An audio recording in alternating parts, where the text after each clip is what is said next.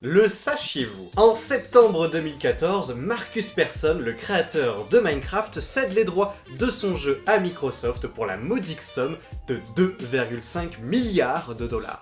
Pas facile de se représenter une telle somme d'argent, tant ce nombre est incroyable. A titre de comparaison, avec 2,5 milliards de dollars, on peut acheter 12 500 Ferrari, 500 000 iPhone 10 ou 833 millions de modes de beurre. Ouais, ça fait beaucoup de beurre. Ni une ni deux, une fois l'argent en poche, Markus fonce acheter la villa la plus chère de Beverly Hills et devance d'ailleurs au passage Jay-Z et Beyoncé qui avaient aussi prévu de l'acheter. Après tout, au prix si attractif de 70 millions de dollars, la question ne se pose même pas, surtout quand on sait que cette maison a une magnifique vue, une énorme piscine, une salle de cinéma 8 chambres et un distributeur de bonbons géants.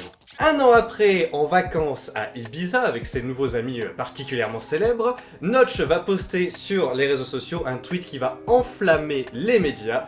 Ce dernier se sent malheureux. Et tout de suite du coup, c'est les gros titres. Notch, créateur de Minecraft, se sent seul et déprimé. Milliardaire depuis seulement un an et déjà malheureux. Tout le monde est sous le choc. Bah oui quoi, comment est-ce qu'on peut posséder un distributeur géant de M&M's et être triste? Comment c'est possible? Naturellement intéressé par cette histoire, j'en suis venu à me poser cette question: l'argent rend-il vraiment heureux? On connaît tous d'ailleurs le fameux proverbe « l'argent ne fait pas le bonheur, mais il y contribue ». Et là tout de suite on comprend qu'on s'engage sur un sujet assez complexe parce que même le proverbe, il est pas très clair sur le sujet. Non franchement, moi aussi je peux en faire des proverbes comme ça. Il n'y a pas de bon voyage sans de bonnes galères. La vie est une fête qui se termine parfois trop vite. Ne pas sacrifier l'essentiel à l'urgence, mais obéir à l'urgence de l'essentiel.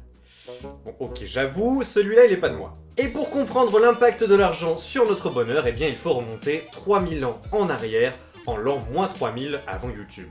À cette époque, pas de YouTube monnaie. Y a pas d'argent tout court d'ailleurs. C'est le troc qui est de mise. Vous savez, c'est le même procédé qu'on utilisait en école primaire pour s'échanger nos cartes Pokémon. Et je peux vous dire que mon Pikachu holographique, il faisait des envieux. Et puis peu à peu, le troc laisse place à la monnaie, plus simple et pratique d'utilisation. Les premières traces physiques de pièces en métal datent de 650 ans avant Jésus-Christ en Lydie, qui est donc l'actuelle Turquie. Et ces fameuses pièces, elles ressemblaient à ça. C'est pas très folichon, on est d'accord. Et jusqu'à notre époque contemporaine, cet argent a pris de nombreuses formes différentes, variant selon les cultures, avec par exemple le sel qui servait à rémunérer les légionnaires romains, et qui a d'ailleurs donné l'origine du mot salaire. Ou pour donner un autre exemple, ces petits coquillages que l'on appelle monnaie de Cori, qui étaient utilisés en Afrique et en Inde comme moyen de paiement. Pour en arriver aujourd'hui à la forme qu'on lui connaît tous, la monnaie fiduciaire, à savoir du coup les pièces et les billets. Dans notre système économique actuel, l'argent n'a en effet de valeur que celle que l'on veut bien lui attribuer. Par exemple, le papier de ce billet n'a strictement aucune valeur, c'est juste du papier. Pourtant, dans les pays européens, on s'accorde à dire que ce billet a une valeur de 50 €. Bon après, ça veut pas dire que vous pouvez donner de la valeur à n'importe quel papier. Bonjour, une baguette s'il vous plaît. Mais bien sûr monsieur, ça fera 1 €. Voilà. Mais monsieur, voyons, c'est une feuille blanche. Ah bah oui, suis-je bête. Vous préférez les feuilles carreaux? Mais du coup, c'est qui fabrique et décide de la valeur de l'argent? Eh bien ce sont les banques centrales qui sont chargées de produire la monnaie en imprimant par exemple les billets. C'est d'ailleurs ce que l'on voit faire les protagonistes de la série La Casa de Papel à un moment dans la série.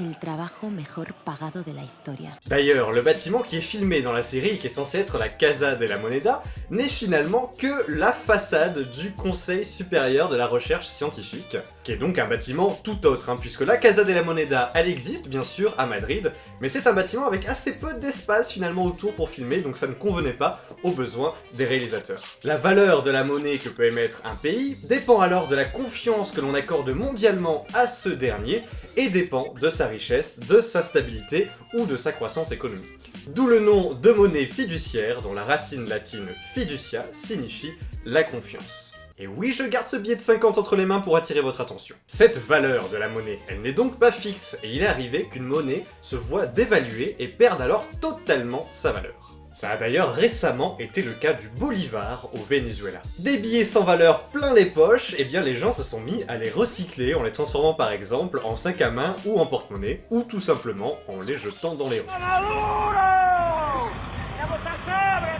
Son pays est en crise, faut bien s'amuser comme on peut. Et l'argent, on va pas s'en cacher, quand on en a, c'est quand même pratique. Et oui, car le capitalisme est aujourd'hui ce qui caractérise nos sociétés modernes. Et pour évoluer convenablement au quotidien, il est donc nécessaire de posséder de l'argent. Un toit où dormir, une alimentation saine, ainsi que tous les petits conforts dont on pourrait rêver, tout ça, ça a un prix. Et pour payer tout cela, eh bien nous devons travailler. Et ce fameux travail, il est souvent perçu comme quelque chose de négatif, un labeur que nous devons accomplir pour obtenir cette fameuse récompense de l'argent. En France par exemple, d'après plusieurs sondages qui ont été effectués, une personne sur deux n'est pas satisfaite de sa situation professionnelle. Et ça, c'est sans compter ceux qui aimeraient bien travailler et ne peuvent pas, ou tout simplement ceux qui passent leurs années à étudier sans aucune rémunération en échange. Car oui, c'était bien sympa le collège et le lycée, mais qu'est-ce que c'était chiant. Et on fait donc face à ce qui est peut-être la plus grande opposition de notre vie, il faut souffrir pour être heureux, travailler pour s'acheter du bonheur. Du travail, encore du travail. Et on comprend alors que le travail et donc l'argent, ça a un impact direct sur le bonheur que l'on ressent. Mais jusqu'à quel point? C'est la question que s'est posée Daniel Kahneman, prix Nobel de l'économie. Il a alors mené une étude sur le sujet en 2010 avec son collègue Angus Deaton. 700 000 Américains ont alors été interrogés pour connaître l'impact de l'argent dans leur vie. Et il en ressort, comme on pourrait le supposer, que le bonheur de ces gens-là augmentait proportionnellement en même temps que leurs revenus. En revanche, pour les personnes interrogées dont les revenus dépassaient les 54 000 € par an, c'est quand même pas mal, eh bien d'après elles ne ressentaient pas davantage de bonheur en gagnant plus d'argent que cette somme-là. Ce qui voudrait donc dire, et c'est la conclusion finalement de cette étude, qu'un revenu mensuel de 4 500 € serait un revenu optimal finalement pour être heureux, et que travailler davantage pour gagner encore plus d'argent, ça ne nous rendrait pas davantage heureux. Quand on sait qu'un prix Nobel reçoit en récompense de son travail la somme approximative d'1 million d'euros, qui représente du coup 222 mois de bonheur optimal, je pense que le Daniel Kahneman, il devait être assez heureux finalement. En poussant la réflexion un petit peu plus loin, l'idéal serait donc de percevoir ces 4 500 € par mois sans avoir à travailler, et telle la cigale, profiter de la vie. Et pourtant, l'exemple de Notch qu'on a vu au tout début nous montre que ce n'est pas suffisant pour être heureux. Et détrompez-vous, il est loin d'avoir été le seul dans ce cas. Jim Carrey, Michael Phelps ou plus récemment la triste histoire de Chester Bennington, ce sont tous des profils très variés qui malgré leur grande richesse ont tous affronté de sombres pensées. Tout l'argent du monde ne suffit donc pas à être comblé de bonheur. Mais pourquoi exactement? Eh bien comme le disait ce cher Aristote, oui, le gars qu'on a tous étudié en cours de philo. C'est fou que je m'en souvienne d'ailleurs, pour une fois je devais pas dormir en classe. Bref, ce dernier disait entre autres que le bonheur est un état lié à un sentiment d'accomplissement. Et l'argent permet d'acquérir ce que l'on souhaite, permettant ainsi de ressentir cet état d'accomplissement. Mais, et on l'a tous ressenti, le bonheur d'une chose réduit une fois que l'on la possède, le sentiment d'accomplissement étant passé. C'est la fameuse courbe du bonheur. Bon, je sais pas si elle a ce nom-là, mais moi je l'appelle comme ça. Notre envie et excitation augmentent lorsqu'on voit quelque chose et qu'on la veut, et on est au paroxysme du bonheur lorsqu'enfin on la possède, pour finalement s'enlacer et voir notre bonheur réduire, et ainsi vouloir ressentir à nouveau cette sensation en désirant quelque chose d'autre. Sommes-nous donc condamnés à souffrir toute notre vie par cette société de consommation?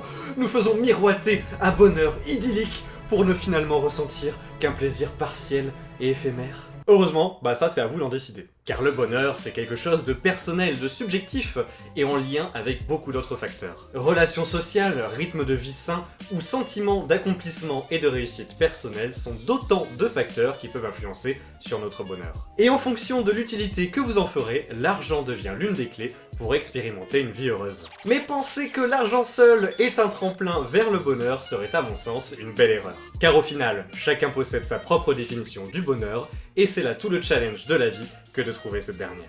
Petite information bonus comme d'habitude. Contrairement à la croyance populaire, il n'est pas interdit de brûler un billet. Bon, je vais pas non plus brûler mon billet sous vos yeux, faut pas déconner.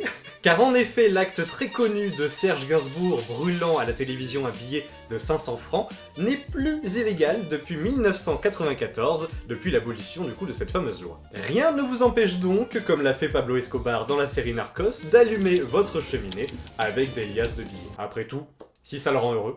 Et voilà, c'est la fin de l'épisode de cette semaine de Le Sachiez-vous. Si celui-ci vous a plu, pensez à vous abonner et à activer les notifications. Et d'ailleurs, à ce sujet, un grand merci pour tous vos retours que vous avez laissés du coup sur ma première vidéo Le Sachiez-vous concernant les explosions de voitures. J'ai été ému, tout simplement, en lisant tous vos gentils commentaires sur ce contenu qui finalement est nouveau pour moi. C'est vraiment quelque chose que j'adore faire, là pour le coup, j'ai adoré tourner cette vidéo.